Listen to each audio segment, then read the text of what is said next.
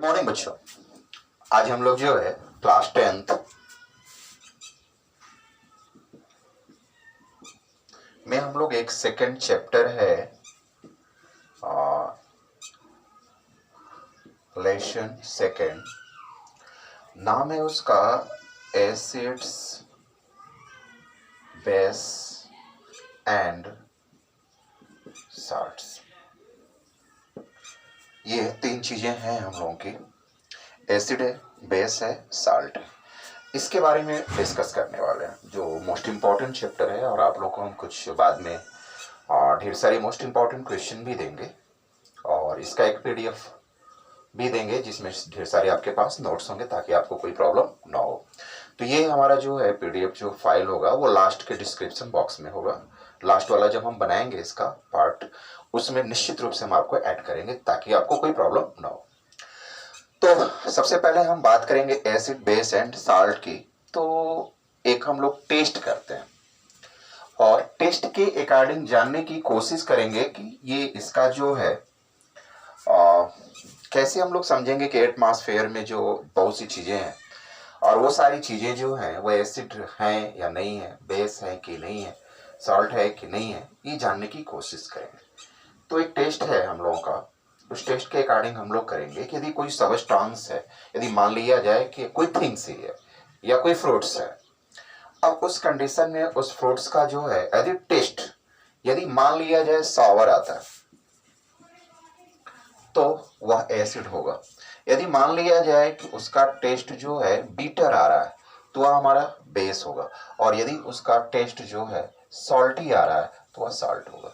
ये हम लोग जो है टेस्ट अपनी जीभ के द्वारा जो है हम लोग किसी चीज को खा करके टेस्ट करेंगे तो पता चल जाएगा कि वह एसिड है, कि वो बेस है, कि सॉल्ट है। कब से कैसे जानेंगे, उसका हम टेस्ट करेंगे। टेस्ट में यदि उसका स्वाद खट्टा आ गया तो वह जो है एसिड होगा। यदि उसका स्वाद कड़वा आ गया तो समझिए कि वह बेस है। और यदि उसका साल्ट जो उसका जो है टेस्ट जो है साल्टी हुआ, नमकीन टाइप में हुआ, तो वह साल्ट है। लेकिन लैब का एक फंडा है, don't test anything in laboratory. हम लोग कोई भी चीज का जो है टेस्ट जो है लैब में नहीं कर सकते। इस बात का हमेशा ख्याल रखना पड़ेगा बच्चों। Don't test anything in laboratory, आप लैब में नहीं कर सकते। तो फिर आप ये कहेंगे सर जब टेस्ट कर ही नहीं सकते तो फिर आप कैसे बताएंगे कि वो एसिड है, बेस है, साल्ट है। उसके लिए ढेर सारे प्रोसेस है। इसके लिए सबसे पहले हमारा होगा लिटमस पेपर टेस्ट। क्या होगा? Litmus paper test. Litmus paper test किया जाए। यदि हम लोग लिटमस पेपर लेते हैं और लिटमस पेपर यदि मान लिया जाए ये हमारा कोई कंटेनर है और इस कंटेनर में यदि किसी टाइप का सबस्टांस है, कोई लिक्विड फॉर्म में है। अब इसमें जो लिटमस पेपर है, जैसे एक पतला सा लिटमस पेपर होता है जो लाइचियन प्लांट से मिलके बना होता है, यह जो है दो कलर में पाया जाता है, एक रेड और एक ब्लू। एक होगा रेड, एक होगा ब्लू। अब हम लोग को क्या करना है कि रेड लिटमस पेपर को ले जाना है, ब्लू लिटमस पेपर को ले जाना है, दोनों को ले जाना है बारी बारी से। यदि हम लोग ब्लू वाला, कौन सा? ब्लू वाला लिटमस पेपर इसमें ले जाते हैं और यह ब्लू से जो है रेड में कन्वर्ट हो जाता है तो वह एसिड है। ध्यान से सुनने की जरूरत है। जब हमारा जो है ब्लू लिटमस पेपर और उस एसिड में ले जाकर के, उस सबस्टांस में हमने ले जाकर के क्या की, जब हम लोग उसको डालते हैं तो उस कंडीशन में जो है यदि वह रेड में कन्वर्ट हो जाता है, ब्लू से रेड में कन्वर्ट हो जाता है तो हमारा एसिड है। लेकिन जब हम लोग क्या करते हैं, रेड को ले जाते हैं किसी सबस्टांस में डिजॉल्व लिक्विड फॉर्म में, जब उसको हम लोग डिप्ट करते हैं, उसको थोड़ा सा सिक करते हैं उसमें, और उस कंडीशन में जब रेड से वो ब्लू में कन्वर्ट होता है तो उस कंडीशन में वह जो है बेस होगा। ये हमारे दो टेस्ट। हाँ, एक प्रॉब्लम और है, इसको याद कैसे करेंगे क्योंकि दोनों एक दूसरे का अपोजिट है। तो ट्रिपल बी की बात करते हैं। B B B, base B blue, base B blue. Base जो है वो क्या करता है, जब बेस वाला है वो ब्लू हो जाता है, रेड से वो ब्लू में कन्वर्ट हो जाता है। तो उस कंडीशन में हम समझ जाते हैं। फिर से एक बार हम आपको ध्यान दिलाना चाहेंगे कि ब्लू लिटमस पेपर को जब हम लोग किसी लिक्विड में ले जाएंगे, उसको थोड़ा सा सेक करेंगे, उस कंडीशन में ब्लू वाला जो है रेड में कन्वर्ट होगा, और जब वह रेड में कन्वर्ट होगा तो वह एसिड है। और यदि रेड जो है ले जाते हैं और ब्लू में कन्वर्ट हो जाता है तो वह हमारा बेस होता है। तो ये दो चीजें हमारी आती हैं। इसके बाद हमारी कंडीशन होती है कि साल्ट के बारे में कोई दिखाया जाए, तो उसके लिए हम बाद में टेस्ट करेंगे, बाद में हम लोग बात करेंगे। अब हमारा जो अगला कंडीशंस है कि एसिड को हम लोग दूसरी तरीके से डिफाइन करने की कोशिश किया जाए। जब हम लोग एसिड, बेस और साल्ट को हम लोग जो है अलग अलग कंडीशन से डिफाइन करने की कोशिश कर रहे हैं। सबसे पहले हम लोग एसिड को लिया जाए। जब हम लोग एसिड को लेंगे और जानने की कोशिश करेंगे कि इट इसको हम लोग कैसे डिफाइन करेंगे, लेकिन उसके लिए ढेर सारे कॉन्सेप्ट है। उसमें सबसे पहला हमारा कॉन्सेप्ट होगा ऑर्हेनियस कॉन्सेप्ट। ऑर्हेनियस कॉन्सेप्ट की बात कर रहे हैं। इसके लिए हमें इलेक्ट्रोलाइट्स होना चाहिए। जैसे मान लिया जाए कि हमारे पास एक कंटेनर है। अब इस कंटेनर में हम लोग के पास जो है H2O है, मतलब जो सॉल्यूशन बनाने जा रहे हैं वह हम लोग का एक्वस होना चाहिए। अब यह H2O है, इसमें हमने कोई सबस्टेंस जो है हम लोग जो है डाल दिए। अब डालने के बाद जो हमारा सॉल्यूशन बन गया वह वाटर सॉल्यूशन बना, वाटर सॉल्यूशन। अब ये वाटर सॉल्यूशन में हम लोग क्या करेंगे, इलेक्ट्रिक पास करेंगे। जब इलेक्ट्रिक पास करेंगे उस कंडीशन में यदि वह H+ आयन दे देता है, फिर से सुनने की कोशिश करेंगे, when any substance dissolve in water and then dissociate in two parts, positive and negative. Positive part H+ ions is known as, this substance is known as acid. हम लोग की बात है कि जिस सबस्टेंस को हम लोग वाटर में डिजॉल्व कर रहे हैं और डिजॉल्व करने के बाद हम ये देख रहे हैं कि उसमें से H+ आयन आ रहा है, तो निश्चित रूप से वह एसिड है। देखा जाए एग्जाम्पल की बात, जैसे HCl है, हम लोग इसको ब्रेक करेंगे तो H+ Cl- होगा। और यदि हम लोग HNO3 की बात करेंगे तो यह जो है H+ NO3- में कन्वर्ट होगा। ले लिया जाए CH3COOH, इसको डिसोसिएट करेंगे तो बनेगा CH3COO-। बहुत से हैं एसिड्स, तो हम ये देख रहे हैं कि हर फॉर्म में H+ आयन दे रहा है। जैसे मान लिया जाए कि हम H2O की बात कर लें, H2SO4 की बात करें, तो H2SO4 की बात करेंगे तो हमारा ये हो जाएगा 2+ SO4- की बात होगी। तो यहां भी हम देख रहे हैं कि ये H+ आयन है। जब ये H+ आयन क्या करता है, ये जब हम लोग को देने लगता है उस सॉल्यूशन में जो है क्रिएट हो जाता है H+ आयन, तो हम लोग का जो है एसिड होता है। एक दूसरा कॉन्सेप्ट की बात किया जाए कि एसिड क्या है, जो आप लोग के सिलेबस में नहीं है।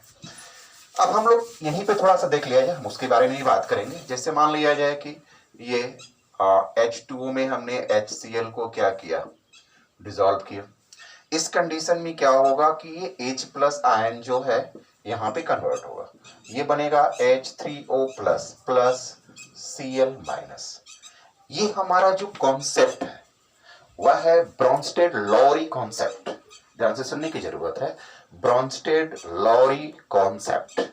इस कॉन्सेप्ट में क्या होता है, इफ H+ आयन, मतलब इसको हम लोग प्रोटॉन कहते हैं, जो हमारा H+ आयन है इसको हम लोग प्रोटॉन कहते हैं, इसको हम लोग प्रोटॉन का नाम देते हैं। फिर से सुनेंगे, ये H+ आयन है, इसको प्रोटॉन कहते हैं।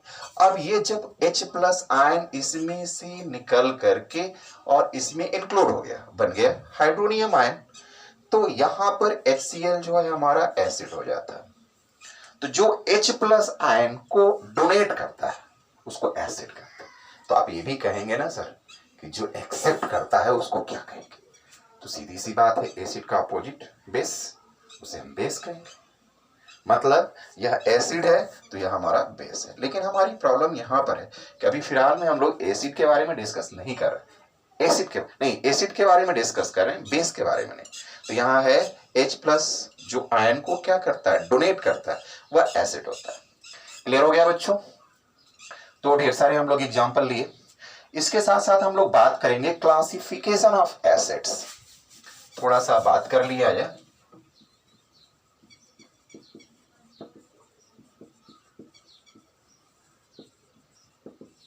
क्लासिफिकेशन ऑफ एसिड्स, ध्यान से सुनने की जरूरत है। हम लोग जो है टू टाइप में डिफाइन कर सकते हैं, टू टाइप में इसको जो है, या डिफरेंट टाइप में जो है इसको हम लोग क्लासिफाइड कर सकते हैं। तो सबसे पहले हम लोग जो है, जो हमारा एटमॉस्फेयर है, जो हमारा जो सोर्सेस है जिससे कि हम लोग ऑब्टेन करते हैं, उसी को बेस बनाया जाए। तो इस बेस में सबसे पहला हमारा हेडिंग होगा based upon source. Based upon source मतलब हम लोग जो है कहाँ कहाँ से एसिड पा सकते हैं उसके बारे में हम लोग डिस्कस कर सकते हैं। तो सोर्स क्या है? प्लांट्स है, एनिमल्स है, या जो नॉन लिविंग थिंग्स है। ये दो तीन चीजों से हम लोग जो है क्रिएट कर सकते हैं। तो मान लिया जाए कि हम लोग लिविंग थिंग्स की ही बात करें, तो लिविंग थिंग्स को जे बर्नौली ने क्रिएट किया था और एक नाम दिया था ऑर्गेनिक। इसलिए हम लोग जो है ऑर्गेनिक एसिड्स का एक नेम दे दें। पहला हमारा पार्ट होगा सोर्स के बेस पर ऑर्गेनिक एसिड, और दूसरा हो जाता है हमारा इनऑर्गेनिक। पहला हमारा हो गया ऑर्गेनिक एसिड्स, ये हमारा पहला हो गया, और दूसरा हो गया हमारा इनऑर्गेनिक एसिड। ये हमारे दो पार्ट हो गए। पहला पार्ट हमारा है ऑर्गेनिक एसिड और दूसरा पार्ट है इनऑर्गेनिक एसिड। हम लोग जो है दो के बारे में डिस्कस करने वाले हैं। अब ऑर्गेनिक एसिड मतलब ये है कि वे acid which acid obtained only living things, मतलब ये है कि वो एसिड जो केवल लिविंग थिंग से फाइंड आउट होते हैं, जैसे प्लांट से फाइंड आउट हो जाए। जैसे प्लांट्स की बात किया तो आपके पास जो है शुगर केन, गन्ना, गन्ने के रस से जो है हम लोग एसिटिक एसिड फाइंड आउट कर लेते हैं। इसके बाद हमारा एक सिट्रिक एसिड है, उसके बाद एसिटिक यूरिक एसिड है। यूरिक एसिड के साथ साथ हम लोग जो है और भी फाइंड आउट कर सकते हैं दो तीन चीजें, जैसे ऑक्जेलिक एसिड है, C2H2O4, C2H2O4, C2H2O4, ये हमारा ऑक्जेलिक हो गया। Acetic acid CH3COOH, acetic acid हो गया। तो ढेर सारे एसिड्स हैं। मतलब कुल मिलाकर ये है कि जो एसिड हम लोग के प्लांट से, एनिमल से, लिविंग थिंग से फाइंड आउट होते हैं उसको हम लोग ऑर्गेनिक एसिड कहते हैं। और दूसरा सीधी सी बात है कि जो नॉन लिविंग थिंग से फाइंड आउट होते हैं, जो केमिकल से क्रिएट कर लिए जाते हैं, और उसी को हम लोग इनऑर्गेनिक एसिड कहते हैं। जैसे एग्जांपल की बात किया जाए तो एग्जांपल में हम लोग लेंगे इनऑर्गेनिक केमिस्ट्री में हम लोग का है HNO3 है, HCl है, H2SO4 है, बहुत से ये जो है हमारे इनऑर्गेनिक एसिड के अकॉर्डिंग आते हैं। अब जो है टाइप ऑफ हम लोग एसिड की बात कर रहे हैं तो उसमें हम लोग बेस्ड अपॉन स्ट्रेंथ की बात कर लें, बेस्ड अपॉन स्ट्रेंथ। और इसमें बेस्ड अपॉन स्ट्रेंथ में ये डिसाइड करना है कि एसिड जो है वो कितना पावरफुल है। जैसे आप लोग जानते हैं बहुत से आए दिन जो है प्रॉब्लम होती है कि बहुत से जो है लोगों के ऊपर जो है कोई एसिड फेंक देता है, पूरी तरह से उसका जो स्किन वगैरह होता है वो डिस्ट्रॉय हो जाता है, बड़ी प्रॉब्लम होती है उसको। तो बहुत सी दिक्कतें, तो आप जानते हैं कि वो कोरेजन नेचर का होता है, यानी वो पूरी तरह से किसी को जला देता है। तो हम बात करेंगे उसी पर कि वह स्ट्रॉन्ग है कि वीक है। और वीक और स्ट्रॉन्ग को लेना है तो सबसे पहले हमें इलेक्ट्रोलाइट्स वाली बात को याद रखना पड़ेगा। ध्यान दीजिए, तुरंत आपको क्लियर हो जाएगा। जैसे मान लिया जाए कि हमारा जो है ये एक कंटेनर हो गया, इस कंटेनर में हम लोग जो है ले लिए क्या, H2O, और H2O में हमने मिला दिया एसिड HCl, या मिला दिया H2SO4, मिला दिया CH3COOH, अलग अलग, ये नहीं कि मैं सबकी बात कर रहा हूं अलग अलग।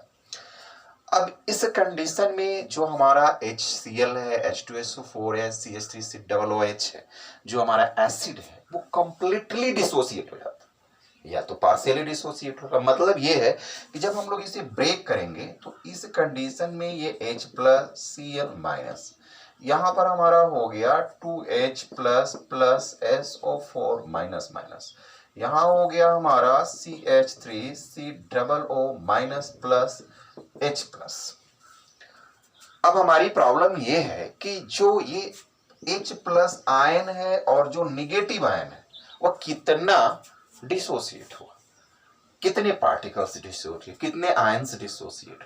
अब थोड़ा सा यहाँ पे आपको कंफ्यूजन हो सकता है। तो थोड़ा सा आप लोग जो है क्लास 9th में मोल के बारे में बात किए होंगे कि हमने कितना मोल है, तो 1 mole equal to 6.022 into 10 to the power 23 particles होते हैं। तो हम लोग जो है ले लेंगे, पता कर लेंगे कि हमारा HCl जो है कितना है, तो वेट हो जाएगा हमारा, उसके बाद हमारा मोलर मास हो जाएगा, उसके बाद हम लोग क्या करेंगे, मोल फाइंड आउट कर लेते हैं और 6.022 इंटू 10 टू द पावर 23 से क्या करते हैं, मल्टीप्लाई कर लेते हैं, तो पता चल जाता है। लेकिन हमारा अब ये यहाँ मैटर तो है ही है, लेकिन हमारा मैटर ये है कि जो एसिड है वो 2 टाइप है। किसके बेस पे, स्ट्रेंथ के बेस पे। पहला है स्ट्रॉन्ग एसिड्स और दूसरा है वीक एसिड।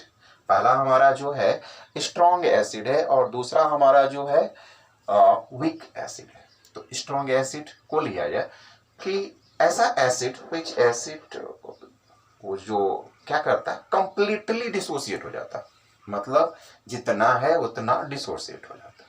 और यदि वह पार्शियली डिसोसिएट होता है, थोड़ा सा डिसोसिएट होता है, तो उसको हम लोग जो है वीक एसिड का नाम देते हैं। फिर से सुनेंगे, स्ट्रॉन्ग एसिड और वीक एसिड। जो एसिड जो पूरी तरह से क्या होता है, टूट जाता है, किसमें, अपने आयंस में। Which acid dissociate completely in aqueous solution, completely dissociate, जो पूरी तरह से क्या होते हैं, टूट जाते हैं, उसको स्ट्रॉन्ग एसिड कहेंगे। और जो पार्शियली होते हैं, थोड़ा सा होते हैं, उनको हम लोग जो है वीक एसिड कहते हैं। लेकिन प्रॉब्लम आती है कि कैसे हम देख के बताएंगे कि ये कौन सा एसिड जो है वीक है और कौन सा स्ट्रॉन्ग है, नहीं बता सकते। इसके लिए एक्सपेरिमेंट करना ही होगा और एक्सपेरिमेंट करने के बाद ही जो है हम लोग बता पाएंगे कि कौन सा जो है स्ट्रॉन्ग है और कौन सा वीक है। तो यहां पर देखेंगे ये दोनों जो है हमारा जो है स्ट्रॉन्ग एसिड है और ये हमारा जो है वीक एसिड है। ठीक है बच्चों, तो इसी के हम लोग जो है एसिड को एक और पार्ट में हम लोग जो है क्लासिफाइड करते हैं कॉन्सेंट्रेटेड के बेस में, based upon the concentration। मतलब ये है कि किसी वाटर में जो है इसका अमाउंट कितना है, ध्यान से समझने की जरूरत है। कंसंट्रेशन का मतलब आप लोगों को मास परसेंटेज जो है पढ़े होंगे क्लास 9 में, मीन्स नंबर ऑफ या mass of solute present in mass of solute या how many mass of solute present in 100 gram of solution. Mass के अकॉर्डिंग, वॉल्यूम के अकॉर्डिंग, मोलारिटी, ये सारी चीजें आप जानते होंगे। तो हमारी बात है कॉन्सेंट्रेशन की। तो कॉन्सेंट्रेशन में हम लोग को ये फाइंड आउट करना है कि कितना है सैल्यूट का अमाउंट उस सॉल्यूशन में। तो इसके बेस पे हम लोग 2 टाइप में बांट सकते हैं। सबसे पहला हमारा होगा कॉन्सेंट्रेटेड एसिड और दूसरा होगा डाइल्यूट एसिड। सीधी सी बात है, वाटर है, जिसे मान लिया जाए कि हम एक एग्जांपल ही ले लेते हैं, तुरंत आपको क्लियर हो जाएगा, कोई टेंशन नहीं होगा। जैसे मान लिया जाए ये हमारा वाटर है, H2O है, ये है 100 ml है। एक जगह और लेते हैं, ये H2O लेते हैं और 100 ml लेते हैं। अब इसमें हम लोग जो है एसिड को डालते हैं, इसमें भी एसिड को डाला जाए। अब जो एसिड को हमने इसमें एंट्री कराया है वो एसिड जो है 200 ml है और हमने जो है यहाँ पे जो एसिड जो डाला है वह 100 ml है। अब दोनों का अमाउंट जो है अलग अलग है, लेकिन जो वाटर का अमाउंट है वो सेम है। इस कंडीशन में देखा जाए कि यहाँ पे जो एसिड का जो अमाउंट है वो ज्यादा है, तो इसको कॉन्सेंट्रेटेड कहेंगे, जिसको हम लोग एक वर्ड देते हैं कॉन्क, यानी कि कॉन्सेंट्रेटेड। और ये जो है हमारा 100 ml है, इसको हम लोग वीक एसिड कहते हैं, यानी इसमें हम लोग DIL, डाइल्यूट भी इसको कहते हैं, वैसे ऐसे लिखते हैं DIL, डाइल्यूट एसिड। यानी हमारा 2 टाइप्स है, एक है हमारा कॉन्सेंट्रेटेड एसिड जिसमें एसिड का अमाउंट वाटर में ज्यादा होता है, और एक हमारा डाइल्यूट एसिड होता है जिसमें हमारा एसिड का अमाउंट कम होता है। तो ये हमारे 2 टाइप के होते हैं। तो हम लोग जो है एक अगले वाले पार्ट में हम लोग पढ़ेंगे बेस के बारे में। ओके बच्चों।